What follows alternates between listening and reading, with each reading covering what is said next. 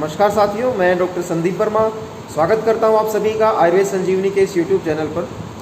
और आज हमारा जो विषय है वो है कि अच्छी हेल्थ के लिए हमारा भोजन कैसा रहे, हम भोजन के द्वारा कैसे अपने आप को स्वस्थ रख सकते हैं, कैसे हम अपने खाने के नियम जो है वो अपनाएं जिससे हम लंबे समय तक बीमारियों से बचे रहें और एक स्वस्थ जीवन जो है वो हमारा रहे। तो उसमें जो है कुछ बातें आपको समझनी होती हैं कि जो भी हम भोजन कर रहे हैं उसी से ही हमारे शरीर का पोषण होता है, उसी से ही हम एक जो है हमारी लंबी आयु रहती है, हमारी सेल्स को प्रॉपर न्यूट्रिशन मिलता है, धातुओं का सही से पोषण होता है। तो उस भोजन के कुछ नियम रहते हैं, अगर हम उनको समझ के और हम एक भोजन का सही तरीका अगर अपनाते हैं तो बहुत अच्छे से हमारा स्वास्थ्य जो है वो लंबे समय तक मेंटेन रह सकता है। खाने का आप जानते हैं कि कोई भी हमें बॉडी में रोग हो रहा है, कोई भी बॉडी में डिजीज़ हो रही है, आयुर्वेद ऐसा मानता है कि रोगा सर्वे तु मंद अग्नि। कोई भी रोग या जो भी रोग हमारी बॉडी में होते हैं वो मंद अग्नि के कारण से होते हैं। मंद अग्नि का मतलब है जो हमारी पाचन की जो शक्ति है वो अगर वीक हो जाती है, जो भी हम खाना खा रहे हैं वो अच्छे से डाइजेस्ट नहीं हो पाता है, तो जो इंडाइजेशन की स्थिति है वो सभी रोगों का कारण है। क्योंकि इंडाइजेशन अगर आपको रहेगा तो उससे हमारे शरीर में अनडाइजेस्टेड फूड मटेरियल जो है वो स्टोर होता रहेगा, जिसे आम के नाम से बोला जाता है आयुर्वेद में। और वो अनडाइजेस्टेड फूड मटेरियल अगर हमारे शरीर में पड़ा रहेगा लंबे समय तक तो उससे जो है आम विष का निर्माण होता है, टॉक्सिन्स जो बॉडी में बनना शुरू हो जाते हैं। जैसे कोई सड़ा हुआ भोजन लंबे समय तक पड़ा रहेगा तो उसमें फिर जो है तरह तरह के जो है बीमारियों को पैदा करने के जो है फैक्टर जो है उसमें पैदा होना शुरू हो जाते हैं। वैसे ही इंडाइजेशन के कारण से हमारे शरीर में जो भोजन है वो टॉक्सिन्स जो बना रहा है वो ब्लड के द्वारा सर्कुलेट होते हैं हमारी पूरी बॉडी में और अलग अलग सारे शरीर में वो भ्रमण करते हैं। और जहाँ भी उन्हें थोड़ा सा भी कोई ऐसा लगता है कि कोई वीक कोई पॉइंट है तो वहाँ जाकर वो जमा होना शुरू हो जाते हैं और उससे फिर जो है तरह तरह के रोग हमें जो है वो परेशान करते हैं। तो जो मूल कारण है वो है हमारा डाइजेशन अगर ठीक रहता है, हम जो भी आहार ले रहे हैं वो अच्छे से हमारा डाइजेस्ट हो जाता है तो उससे फिर हमें किसी भी तरह का कोई रोग नहीं होगा। अच्छे से जो एक रस जो हमारा बनता है सारे आहार के पाचन के बाद वो पूरा सही तरीके से बन पाएगा, तो वो पूरे शरीर की सेल्स को, नाड़ियों को, धातुओं को, सभी ऑर्गन्स को हमारे अच्छे से नरिशमेंट करेगा और हम बहुत अच्छे से लंबी आयु और एक स्वस्थ आयु प्राप्त कर सकते हैं। तो जो डाइजेशन हमारा मंद कब होगा, जब हम भोजन जो है वो सही तरीके से नहीं करेंगे।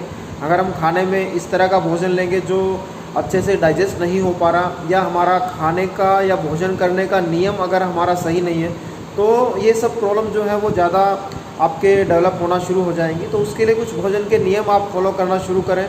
सबसे ज़रूरी जो बात है वो है कि आप अपने भोजन का एक समय जो है वो निश्चित रखें।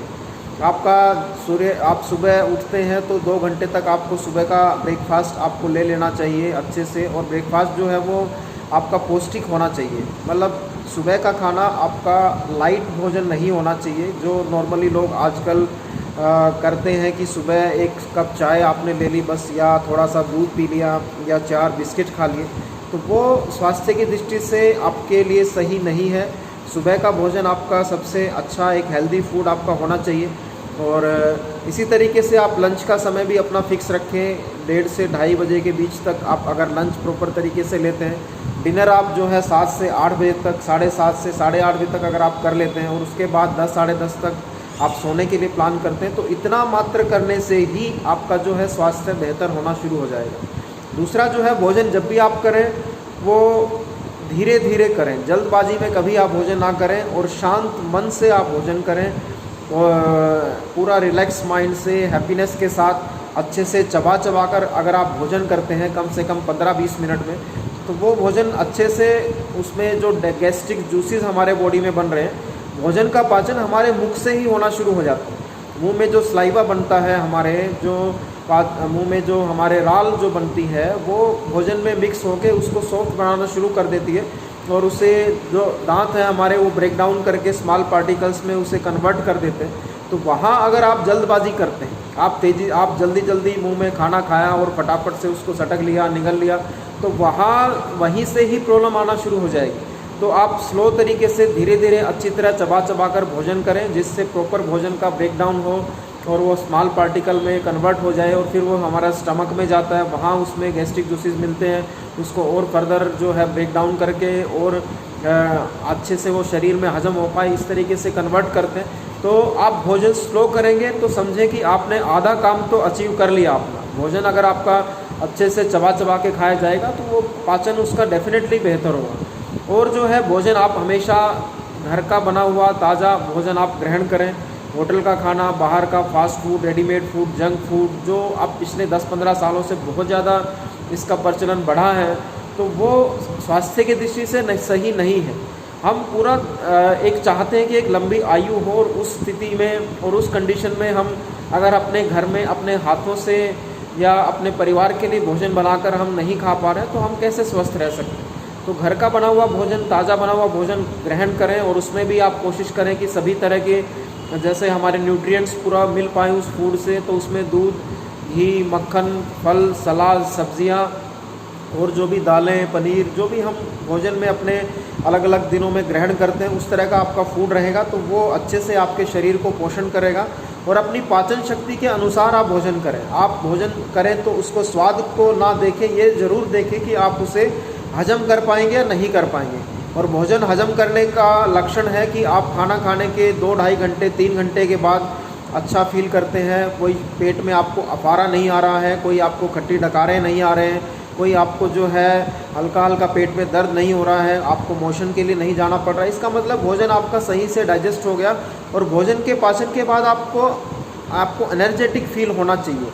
अगर आप आलस फील कर रहे हैं बहुत ज़्यादा, या आप जो है थका थका महसूस कर रहे हैं, तो भी आपका भोजन जो है वो हजम नहीं हो पा रहा है। तो ये कुछ सिम्टम है जिससे आपको पता चलता है कि आपका भोजन सही से डाइजेस्ट हो रहा है।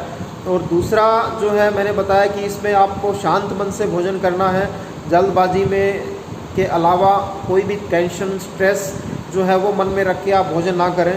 जब भी आप भोजन करें तो खुश होकर भोजन करें, ईश्वर का, भगवान का प्रसाद समझ के, कि आप ये ज़रूर समझें भोजन के प्रति कि ये भोजन भगवत कृपा से हमें प्राप्त हो रहा है। और बहुत लोग ऐसे हैं इस धरती पर जिनको पूरे दिन में एक बार भी भोजन मिला तो दूसरे समय की उनकी कोई गारंटी नहीं है कि मिल पाएगा या नहीं। तो हमें हमेशा थैंकफुल रहना चाहिए जब भी आप भोजन लेते हैं भगवान का, कि वो अच्छे से हमें ऐसे ही भगवान 100 वर्षों तक भोजन प्रोवाइड करता रहे, जिससे हम अपने इस शरीर को अच्छे से स्वस्थ रख पाएँ और जो है अपने सारी एक्टिविटीज़ को अच्छे से कर पाएँ। तो थैंकफुल होना भोजन के प्रति बहुत ज़रूरी है। पॉजिटिव होना, हैप्पीनेस के साथ आप भोजन करें। और भोजन के बारे में आपको ये भी ध्यान रखना है कि ऐसा नहीं कि पूरा पेट को ऊपर तक आपने खाने से भर लिया है। भोजन के बारे में आयुर्वेद में कुछ नियम बताए गए हैं कि हम अपने पेट का जो है आमाशय के 4 भाग करते हैं। तो उसमें 2 भाग जो है सॉलिड फूड आप उसमें होना चाहिए, 1 भाग जो है वो लिक्विड जो है या जल है उसके लिए आपका रहना चाहिए, और 1 भाग जो है आपको खाली भी छोड़ना होता है, जिससे वायु अच्छे से उस खाने की को मिक्सिंग कर पाए। जैसे आप एक छोटा सा उदाहरण के रूप में इसे समझ सकते हैं कि आप मान लो घर में अपने प्रेशर कुकर में जो है कोई भोजन आप पका रहे हैं, तो उसमें अगर आपने उसको बिल्कुल ऊपर तक भर दिया है तो आप जानते हैं जैसे ही अग्नि उसमें दी जाएगी तो वो खाना वो जो है कुकर से बाहर सारा जो है वो निकलना शुरू हो जाता है। तो उसी तरीके से आपका ओवर फीडिंग अगर हो जाएगा खाने का, तो वो फिर आपको गैस्ट्रिक प्रॉब्लम, एसिडिटी, डकार इसके रूप में आपको बहुत ज़्यादा परेशान करेगा। फुलनेस आप फील करेंगे। और जैसे प्रेशर कुकर का मैं उदाहरण आपको दे रहा हूँ कि उसमें अगर आपने कम पानी भी डाला है तो वो है खाना आपका बहुत जल्दी जो है पूरा एक तरह से सूख जाता है या जल जाता है, जो आपने भोजन उसमें रखा है प्रेशर कुकर में। वैसे ही आप सिर्फ खाना ही खा रहे हैं, लिक्विड आप कम ले रहे हैं, तो भी हमारे भोजन जो है वो उसमें खुश्की रहेगी, ड्राइनेस रहेगी, और फिर आपको कॉन्स्टिपेशन जैसी प्रॉब्लम या बहुत ज़्यादा गैस्ट्रिक प्रॉब्लम होना, ये आपको ज़्यादा परेशान कर सकता है। तो इस तरीके से जो है आप एक प्रॉपर तरीके से भोजन में आप आमाशय को 2 भाग सॉलिड फूड से, 1 भाग जल से और 1 भाग रिक्त भी रखें, जिससे वायु की अच्छे से मूवमेंट हो पाए। और एक जो इसमें आपको ध्यान रखना है खाने को पाचन से संबंधित, इसको आपको समझने के लिए कि खाने के बाद आपको बहुत ज़्यादा जो है भाग दौड़ नहीं करनी है। आपको अगर पॉसिबल है तो आप कुछ समय तक आराम करें, आधा घंटा 1 घंटा थोड़ा सा आप रिलैक्स करें। काफ़ी लोग रात को डिनर के बाद बहुत ज़्यादा सैर करते हैं, ज़्यादा जो है 1 घंटा आप वॉकिंग करते हैं, तो वो भी आयुर्वेद के अनुसार सही नहीं है। वो एक व्यायाम का रूप ले लेता है और भोजन के बाद व्यायाम जो है आप जानते हैं नहीं करना चाहिए, और उससे भी हमारा पाचन जो है वो फिर जो है वीक होता है। तो ये कुछ नियम है दोस्तों जिनको आप फॉलो करके आप अच्छे से अपने पाचन शक्ति को लंबे समय तक बेटर रख सकते हैं। और पाचन अगर आपका बढ़िया है, आपकी अग्नि बहुत अच्छी है, जठर अग्नि आपकी अच्छी है, खाने को डाइजेशन आप सही से कर पा रहे हैं, तो आप ये विश्वास रखें कि आप बहुत सारी बीमारियों से अपने आप को बचा पाएंगे। आपके शरीर की सारी धातुएं अच्छे से उनका निर्माण होगा, तो ना तो कोई आपको गंभीर बीमारी होगी और आप एक स्वस्थ और दीर्घ आयु जो है इससे प्राप्त कर पाएंगे। दोस्तों उम्मीद करता हूँ ये आज का वीडियो आप इसे सुने, समझें और फॉलो करें, और आप अपने आप को बहुत सारी लाइफस्टाइल डिसऑर्डर से, बीमारियों से अपने आप को बचाएं, अपने परिवार को भी बचाएं। और अंत में मैं यही कहूँगा कि हमारा जो ये वीडियो है आप प्लीज़ इसे शेयर और लाइक करें अपने दोस्तों में, और हमारे चैनल को जो है वो ज़रूर सब्सक्राइब करें। और आज के लिए दोस्तों इतना ही, और बहुत जल्द एक नए विषय के साथ आपके बीच में दोबारा से फिर मुलाकात होगी। आप सभी साथियों का बहुत बहुत धन्यवाद। जय हिंद, जय भारत।